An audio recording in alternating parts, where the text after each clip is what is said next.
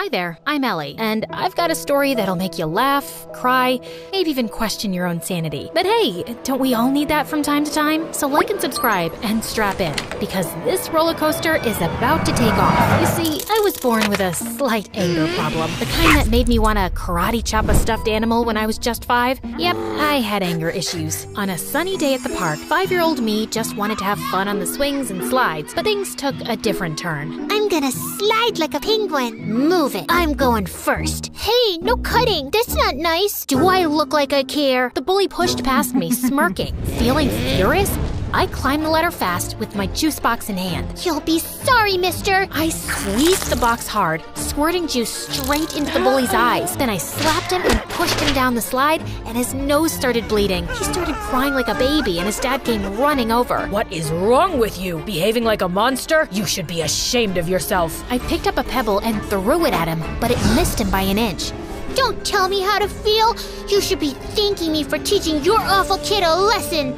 I threw another pebble at him and then ran away. Mom and Dad yelled at me all the way back home. I cried and said sorry. Then I jumped onto my parents and smothered them with kisses till they forgave me. Yeah, I think I'm a kind person in general. I mean, as long as I'm not angry. Fast forward to 1st grade, and there I was, little Ellie, eager to make friends at school. One day during recess, I spotted a group of girls playing hopscotch, and I approached them. Hey you, I think we should be friends. No thanks. I already have friends. Well, that didn't go as planned, but I wasn't giving up so easily. Oh yeah? Well, you haven't met a friend like me. I started shouting and spinning with my arms spread out like a wild little windmill. I even threw my sandwich on the ground. I'm fun, I'm cool, and I'll bring snacks to share. So why wouldn't you want to be my friend? Say yes, or you'll regret it. Say it. The girl hesitated, then let out a sigh. Okay, fine, I'll be your friend. Please, just stop yelling at me.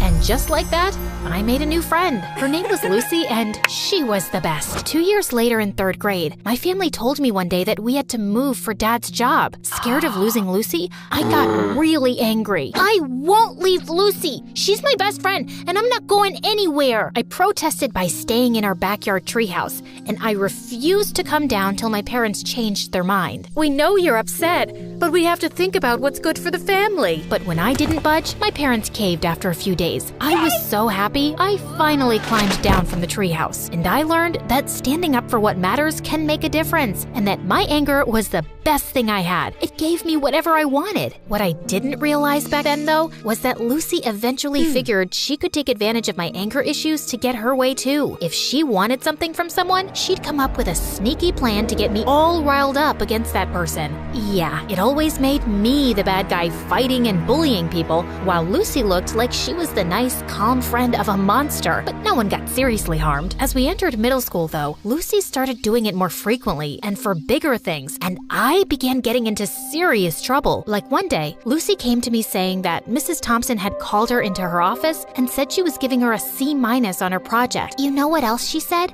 She told me that I should get myself a better friend because you're distracting me with all your fights and affecting my grades while you get good grades yourself. She even said that you hang out with me just so you can feel better than me. Can you imagine? What? That's not true. Of course I know that. Listen, in today's lesson, I'm gonna confront her about this psychological manipulation. And if she sneezes a lot, it means she's nervous that I've told you everything she said. You know all the teachers fear you, but Mrs. Thompson is always sneezing because of her allergies. Yes, but sneezing a lot means she's nervous and she's hiding something. She told us that once, but I guess you forgot. Lucky you have me to remind you. When it was Mrs. Thompson's class, Lucy gifted her a red nose, and seconds later, when she confronted her about the manipulation, Mrs. Thompson started sneezing like crazy, and I felt furious. How could you? I thought you were a nice teacher, but you're just like the rest. And with that, I pushed her hard. She fell down and screamed in pain. While everyone's attention was focused on me, Lucy sneaked into Mrs. Thompson's laptop and changed her own grade on the project. Mrs. Thompson broke her arm, and I got suspended for 3 weeks. My parents were furious with me and insisted that I tell them exactly what happened. When I did, Mom said that Lucy was the manipulative witch here. I yelled at her and didn't talk to her for days. How could she say that about my BFF? Days later, I visited Lucy, and her mom opened the door and looked at me like I was some cockroach. Ugh, you again. What do you want? I heard what happened with Mrs. Thompson. Why can't you be a normal human being? Poor Lucy, she almost failed her project because of you. What? Yeah, you're crazy and you're affecting my child. She'll end up failing all her classes because of you. Why does everyone keep saying that? Because it's true. Hey, listen, you silly woman. I was about to scream at her when Lucy showed up and pulled me inside her bedroom. Please, Ellie, you can't talk to Mom like that no matter what she says. But I'm a good friend and I forgive you. Now calm down, girl, and take the Snickers bar. I know it's your favorite candy. Lucy had clearly been spreading lies about me, but I was too blind to see it back then. And when I returned to school, things were a bit different. A new girl, Isabella, had joined our class. She was rich, pretty, and quickly became popular. Lucy seemed annoyed by her existence, but she seems like a cool girl to me. Till one day, Lucy and I saw Isabella walking out of the bathroom, and I noticed a marker in her hand. Lucy went in to use the bathroom as I waited in the hallway, but moments later, she came out, dragging me back into the bathroom with her. OMG, you gotta see this. You won't believe what Isabella wrote about you on the door. It's totally her handwriting. I'm so done with this annoying psycho Ellie. She's always bullying everyone. I want a peaceful, calm school that I can brag about to my rich friends. I offer $1,000 to anyone who can get rid of her. DM me on this Instagram account if you're interested. What a stupid, ugly witch. Furious, I stormed over to Isabella. How dare you write that about me on the bathroom door? I saw you with that marker, so don't you dare lie to me. Ellie, seriously? I had a marker, but I was working on an art project. I didn't write anything about you. Oh yeah? Well, Lucy seems to think it's in your handwriting, and Lucy said that? Okay, you should stop listening to that friend of yours. She's just using you like a puppet. Can't you see it? For some reason, Isabella's words struck a chord with me, like she just said something out loud that I kinda already knew.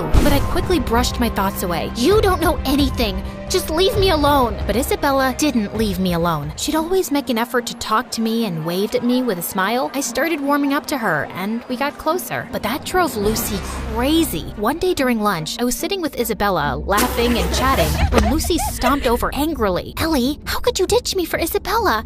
After all we've been through together? Just calm down, will you? I'm not ditching you, just spending time with Isabella. We can all be friends, you know. Are you for real? How dare you replace me? And with that, she pounced on me. I didn't want to fight her, so I just pushed her away, but she grabbed my hair again. Luckily, someone called a teacher and Lucy got detention for 2 weeks. And I swear, those were the best 2 weeks of my life. Things were calm and peaceful, and I didn't have a single fight with anyone. Isabella even convinced me to start getting therapy for my anger issues, and I felt really good about it. Then one day, Isabella told me something. Hey, Ellie, yesterday when I got back from school, I was shocked to find Lucy in my house. I asked her what she was doing there, but before she could reply, her mom showed up. She's our maid. I swear I had no idea. She said she'd brought Lucy over to help her clean the kitchen before Christmas. Oh, yeah, I know that her mom works as a maid for you, but we never talk about it, because I don't want to embarrass her or anything. But I don't have a good feeling about her suddenly being in your house. She might be up to something fishy. So we decided to keep an eye on Lucy that afternoon, and we watched from a safe distance as Lucy's mom gave her instructions to clean. But just a few moments later, after her mom left, we heard a loud crash,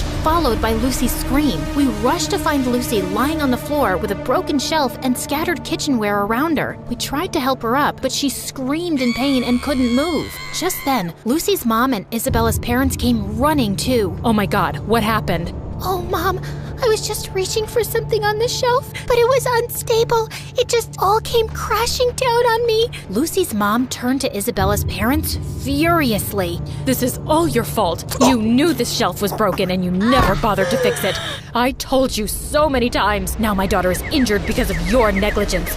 I'm gonna sue you for this. You'll pay for the harm you've caused my daughter. Isabella's parents tried apologizing repeatedly, but Lucy's mom didn't listen to a word and called an ambulance to take Lucy away. I couldn't help feeling sorry for Lucy, although I was almost sure she'd hurt herself on purpose to cause trouble for Isabella and her parents. She probably hadn't expected it to be this bad. And sure enough, the injury was very bad, and Lucy couldn't walk for a few months. A few days later, the teacher planned a visit to Lucy's house for the class to cheer her up, but the moment moment we entered Lucy's room, she went ballistic, calling me a horrible friend who'd betrayed her and calling Isabella bad names too. I was feeling angrier by the second, but I tried staying calm. Just then, Lucy's mom walked in and she started calling me a bad friend too. Are you here to hurt my Lucy even more, Ellie? You've made it obvious whose friend you really are. But be aware, Isabella, I'm certain she only chose you because you're rich. Ellie has always been a bad, rotten egg. Suddenly, I just snapped. I jumped at Lucy's mom and she fell back and hit her head on the floor. Everyone looked shocked, and I knew I'd messed up big time. I ran out crying. When Mom found out about it, she was so mad. Ellie, I can't believe you attacked Lucy's mom. She called me, threatening to contact child services and telling them that you need to be put in some rehab center because you're a danger for other people. I honestly felt terrified hearing that, and my first instinct was to lash out and scream in my defense. But instead, I took a deep breath and thought of my friendship with Isabella, and it helped calm me down. Mom, I know it was wrong, and I'm really sorry. I'm working on controlling my anger. I'll be better, I promise. Mom looked really surprised and then nodded, but she still took my phone away and grounded me for a month, and I didn't protest. I knew I deserved that. Back at school, Isabella told me Lucy's mom was going ahead with the lawsuit, and I really wished there was something I could do to help. Lucy or her mom wouldn't listen to a word I'd say. But then one day, I was in the school's bathroom when someone knocked on the stall door. It was Lucy's mom. Ellie, I need to talk to you. I've been reading Lucy's diary, and I've discovered the truth about her actions. She's been using your anger issues to her advantage. I sometimes had a feeling that something was off with Lucy's behavior, but I never knew for sure. Are you still gonna sue Isabella's parents or report me to child services? No, I just wanted to apologize to you, and I won't be causing you or Isabella's parents any more trouble. I'll also get Lucy the help she needs. We might even move to another town and live with my sister if it means Lucy can get better therapy. I'm so sorry for everything, Ellie, and I want to thank you for being a good friend to Lucy, despite everything. With that, she gave me a quick hug and left. I felt tears pricking my eyes. I was kinda sad I wouldn't get to see Lucy again, but I also felt lighter and free. Moments later, Isabella walked in. Ellie, everything's gonna be okay. Isabella hugged me tight, and for the first time in a long while, I felt like everything would be okay.